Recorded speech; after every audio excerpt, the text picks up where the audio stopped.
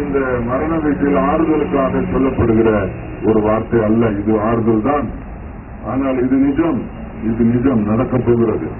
ஆண்டவருக்கு மகிமை உண்டாவதாக. முதலாம் உயிர்த்தெழுதல் ஒன்று சம்பவிக்கும். அந்த முதலாம் உயிர்த்தெழுதல் என்று சொல்லும் போது கிறிஸ்துவுக்குள் மரித்தவர்கள் எல்லாரும் உயிரோடு எழும்புவார்கள். அதற்கு என்ன சாட்சி? இயேசுநாதர் உயிரோடு எழுந்தாரே, அதுதான் சாட்சி. ஆண்டவருக்கு ஸ்தோத்திரம். அது மாத்திரமல்ல, உயிர் தெழுந்தவர்களில் முதற் பலனாக இயேசு இருக்கிறார். எத்தனை பேர் இயேசு உயிர் தெழுந்தார் என்று விசுவாசிக்கிறீர்கள்? அப்படியானால் இயேசுவுக்குள் ஜீவித்தவர்களும் அவர் உயிரோடு எழுப்புவார். ஆமென். இந்த நம்பிக்கை நமக்குள் ஆழமாக பதிந்திருக்க வேண்டும். மாம்சத்தில் கவலைகள் இருக்கும், அப்போதான் நாம் மனுஷர் என்று வெளிப்படும். அது நாம் கண்ணீர் விட வேண்டும், அழ வேண்டும், இதெல்லாம் இருக்க வேண்டும். ஆனால் நாம் ஆறுதலற்றவர்கள் அல்ல, நாம் நம்பிக்கையற்றவர்கள் அல்ல. நம்பிக்கையற்றவர்கள் போல அழ வேண்டாம், அப்படித்தான் வசனம் சொல்லியிருக்கிறது. நம்பிக்கை சிறிது நிமித்தம் நாம் மனது உயரப்படுகிறோமே ஒழிய நம்பிக்கை இல்லாமல் மனது உயரப்படுகிறதில்லை. பாளையங்கோட்டையில ஒரு மரணத்துக்கு நான் போயிருந்தேன். அந்த அவர்களுடைய இரண்டாவது மகன், அவன் பெயர் ஜெயக்குமார், அவனுடைய மரணத்துக்கு நான் போயிருந்த போது அவனுடைய தாய் ரசிக்கப்பட்ட ஒரு அருமையான தாய். அவனுடைய குடும்பத்தில் சிலர் ரசிக்கப்பட்டவர்கள். நான் அவனை பார்த்து பலமுறை சத்தியம் சொல்லியிருக்கிறேன். அவன் ஒரு நாள் அதாவது மும்பையில ஒரு பெரிய சிப் கம்பெனி ஸ்டோர் கீப்பராக இருந்தான். நல்ல பாடி பில்டர்.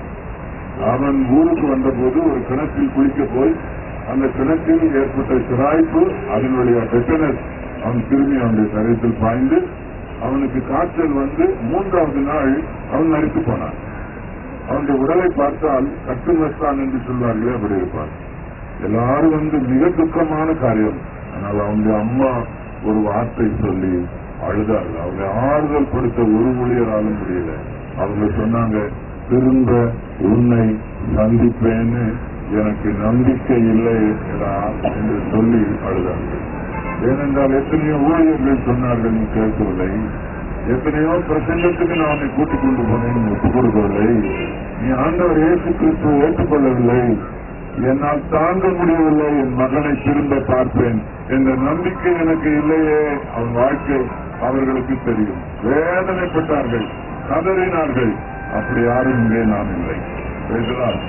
நம்முடைய பாஸ்டர் அம்மா, விக்டோரியா அம்மா நிச்சயமாக கிறிஸ்துவுக்குள் வாழ்ந்தவர்கள், வேதம் சுமந்து சென்றவர்கள், அநேகரை ஜெபித்து ஆறுதல் படுத்தினவர்கள், கிறிஸ்துவுக்குள் வாழ்ந்தவர்கள். ஆகவே நம்பிக்கை இல்லாதவர்கள் போல நாம் துக்கித்து அழுகிறவர்கள் அல்ல. எத்தனை பேர் ஒத்துக்கொள்கிறீர்கள்? வேற பிள்ளைங்கலாம் ஒத்துக்கிறீங்களா? சொல்லுங்க. நம்பிக்கை இல்லாம நாங்க அழல. எங்களுக்கு நம்பிக்கை இருக்கிறது. அது என்ன? எங்க பாட்டி, எங்க அம்மா, எங்க பூட்டி, எங்க பாஸ்டரம்மா இயேசுவுக்குள் வாழ்ந்தாங்க. ஆண்டவர் இயேசு வரும்போது அவர்களை கூட கூட்டிட்டு வருவாங்க. அந்த நம்பிக்கையோட இன்றைக்கு அங்கே சொல்லியிருக்கு பாருங்க. சத்தசாமி ஆரவாரத்தோடும் பிரதான சூரிய சத்தத்தோடும் தேவகாலத்தோடும் வானத்திலிருந்து இறங்கி வருவாங்க. அப்போது கிறிஸ்துவுக்குள் மரித்தவர்கள் முதலாவது எழுந்திருப்பார்கள். எல்லா இந்த மரணத்திலும் நான் சொல்லுகிற ஒரு குறிப்பு என்னவென்றால், நாம் இப்பொழுது டிசாஸ்டர் ஏரியாவில் இருக்கிறோம். ஆனால் நாம் ஒரு நாள் அரைவலை சந்திப்போம், வருகை சந்திப்போம். நீங்கள் சென்னை ஏர்போர்ட்டுக்கு, இன்டர்நேஷனல் ஏர்போர்ட்டுக்கு போனீங்கன்னா டெபாசிட் ஏரியாவில் போனா அழுகிறவங்களை தான் பார்க்கலாம். ரொம்ப தூரம் போறாங்க, 10,000 மைல் தாண்டி போறாங்க. பூமியின் இந்த கரையிலிருந்து அந்த கரைக்கு போறாங்க. எப்போ பார்ப்போமோன்னு அழுவாங்க. ஆனா அதே நபர்கள் திரும்ப வருகிறார்கள் என்று சொன்னதும் அந்த நாளுக்காக ஆயத்தமாகி பொக்கையெல்லாம் கையில வச்சுக்கிட்டு அரைவல் ஏரியாவில் நீங்க பாத்தீங்கன்னா என்ன முகமலர்ச்சி, என்ன சந்தோஷம். ஆண்டவருக்கு ஸ்தோத்திரம். எத்தனை பேர் விசுவாசிக்கிறீர்கள்? மரித்த பரிசுத்தவான்களுக்கு ஒரு அரைவல் இருக்கிறது. எத்தனை பேர் விசுவாசிக்கிறீர்கள்? அவர் கூட வருவார். தனியா வரமாட்டாங்க, இயேசுவோடு கூட அவர்கள் வருவார்கள். அவர்கள் எப்படி வருவார்கள்? பிரதான தூதனுடைய சத்தத்தோடு, எக்கால சத்தத்தோடு, ஆரவாரத்தோடு அவர்கள் வருவார்கள். நாமும் இமைப்பொழுதில் மறுரூபமாக்கப்பட்டு கிறிஸ்துவுக்குள், இயேசுவுக்குள் நாம் இருந்தால், இன்றைக்கு இந்த இடத்தில் வந்திருக்கிறவர்கள் நீங்கள் கிறிஸ்துவுக்குள் இருக்கிறீர்களா? இயேசுவுக்குள் வாழ்கிறீர்களா? இந்த மகிமை உங்களுக்கு நடக்க வேண்டுமா? நீங்கள் இன்றைக்கு கிறிஸ்துவுக்குள் உங்களை ஒப்புக் கொடுங்கள். ஆண்டவர் உங்களை ஆசீர்வதிப்பார். மகிமை உயிர்த்தெழுதல் உண்டு. ஒரு நாள் இவர்கள் உயிரோடு எழுந்து வருவார்கள். பரிகரிக்கப்பட்ட கடைசி சத்துரு மரணம், அதை இவர்கள் பரிகரித்திருக்கிறார்கள். அந்த உயிர்த்தெழுதலின் நாளில், ஆண்டுடைய வருகை நாளில் கர்த்தருடைய நாம் உயிரோடு இருந்தால், கர்த்தரின் சித்தமாய் இருந்து ஆண்டுடைய வருகை வந்தால் அவர்களோடு கூட இவர்கள் வருவார்கள். இந்த நம்பிக்கையோடு இந்த சரீரத்தை நாம் இந்த பூமியிலே அடக்கம் செய்து வந்திருக்கிறோம். ஆண்டவர்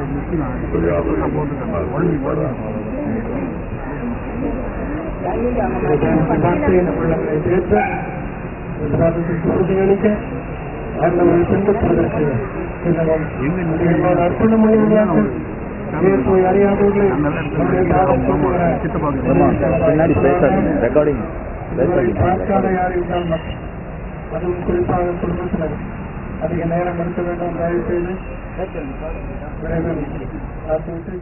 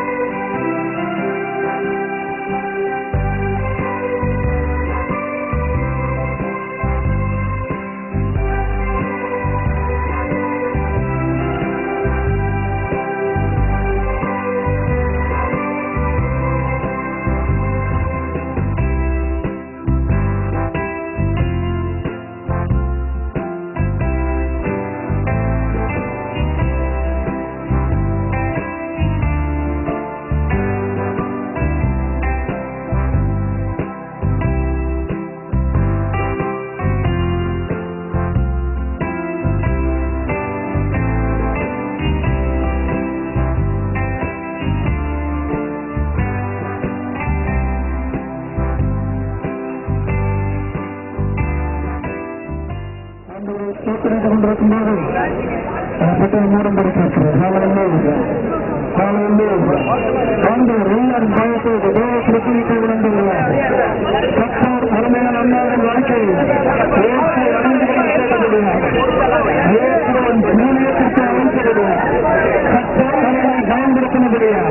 எல்லாரும் தங்களை வளர்த்து ஆண்டவருக்கு நன்றி சொல்கிறார்.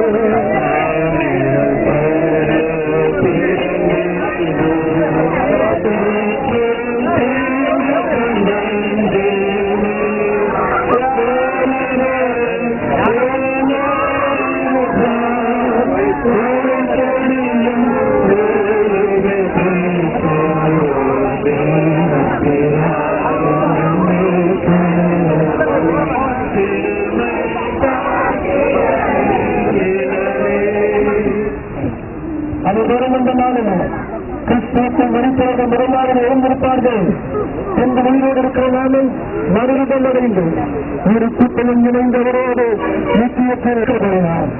அந்த நம்பிக்கையோடு ஆண்டவரை மகிமைப்படுத்துவதற்கு ஆண்டவர் அனுப்பின இந்த அற்புதமான வாழ்க்கை அவருடைய ஆவி தேவ சமூகத்தில் இணைப்பார் என்பது தன்னை வெளிப்படுத்தவும் தன்னுடைய நன்மைகளை அனுபவிக்கும் கற்றுக் கொடுத்த இந்த உடலை நாம் இந்த பூமியின் போல கற்றுக் கொடுக்க இருக்கிறார்.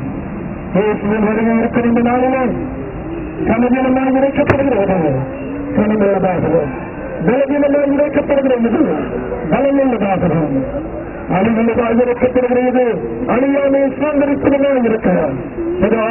குமாரன் ஆவியானவரின் நாமத்தில் பூமியின் கீழுக்கு ஒளித்தொழில நம்பிக்கையோடு ஒப்புக் கொடுக்கிறார். கரங்களிலிருந்து ஆண்டவர் நமக்கு தந்திருக்கிற ஜீவனின் நம்பிக்கைக்காக, மகிமை நம்பிக்கைக்காக அந்தரோ உங்களை மட்டுமல்ல உங்களோடு எங்களுக்கு முன் மறுபடித்துக் கொண்ட எங்கள் அன்பானவர்களை நாங்கள் காப்போம். ஒரு விசுவரே சமூகத்தில் முடிவில்லாத நிச்சயத்தில் இருப்போம். எங்கள் விசுவாசத்தோடு கரங்களை ஓட்டி சத்தமாக கர்த்தரை மகிமைப்படுத்துவதாக.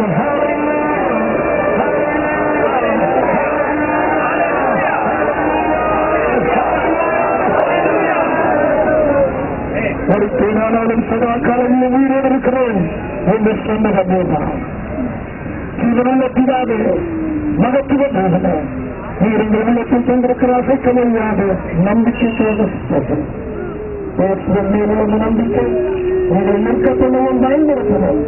உங்களை சந்திக்க ஆயத்தமாக கொண்டதற்காக கத்தாத அருமை வாழ்க்கைக்காக ஸ்தோத்திரம் செய்கின்ற நேரத்தை உங்கள் குடும்பத்தினருக்காக, விசுவாசிகளுக்காக, உடன்பிறந்தவர்களுக்காக, அந்த வாழ்க்கையின் மூலமாக நன்மை அடைந்த ஒவ்வொருவருக்காக உங்களுடைய கிருபையின் கருணம், ஆறுதலின் பிரசன்னதம் அற்புதமுள்ள மேற்கொண்டு சிறப்படுத்தி உமக்காக தொடர்ந்து பயன்படுத்த வேண்டும் என்று நாங்கள் ஜெபிக்கிறோம்.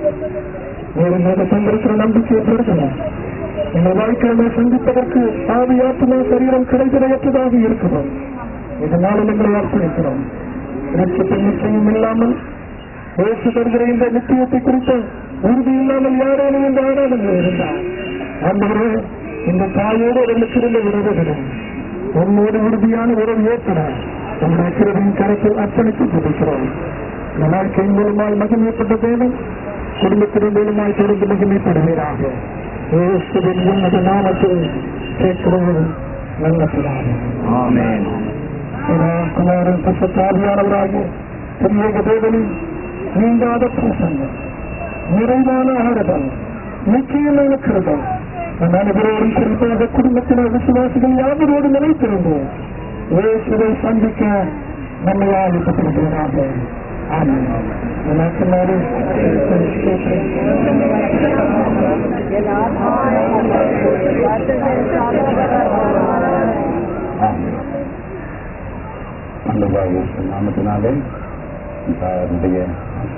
அரசாணிப்பு எல்லாருக்கும் தெரிவித்துக் நாளை மாலை 6 மணிக்கு திருச்சபைக்கு உங்களுடைய ஆறுதல் சிறப்பு நடைபெறும். நீங்கள் எல்லாரும் வரும்படியாக நினைவாக்கிறேன். நாளை மாலை 6 மணிக்கு உங்களுடைய ஆறுதல் சிறப்பு நடைபெறும். கூட்டத்தில் எல்லாருக்கும் நன்றி. பக்தி வந்தபடி திருமணத்தில் சொல்லலாம். நீங்கள் ஆசிரியராக சொந்தக்காரர்கள், சகோதரிகள், உறவினர்கள் தயவு செய்து பின்பற்றுவார்கள். நீங்கள் இடமும் போடாதீங்க. சகோதரிகள், உறவினர்கள், சில ஊரில் வந்த உறவினர்கள் கேட்டுக்கொள்கிறேன். நீங்கள் தயவு செய்து வேறெங்கள் சென்று விடாதபடி சபைக்கு வர முடியாது. சகோதரிகளும் உறவினர்களும் வர முடியாது. இந்த சமூகத்தினுடைய ஆராதனைகளோ பங்கு பெற்ற சமூகத்தினுடைய உடனாக பங்கு பெற்ற சமுதாயங்களுக்கும் இங்கு வந்த மற்ற எல்லா ஊழியர்கள், பல இடங்களில் வந்திருக்கிற எல்லா ஊழியர்களுக்காக, ஒரு சபை மக்கள் இங்கே விசுவாசிகளுக்காக, சபைக்கு அருகான உள்ள இந்த தாயாரோடு கூட அதிகமாக நினைவுபடுத்தின எந்த பாகுபாடு இல்லாமல் எந்த வித்தியாசம் காண்பிக்காமல் உங்களுடைய அன்பை காண்பிக்க இந்த இடத்தில் நீங்கள் வந்திருக்கிறீர்கள் உங்களுடைய ஆண்டவர் ஆசிரியர்களாக கற்றுக்கொள்கிறேன்.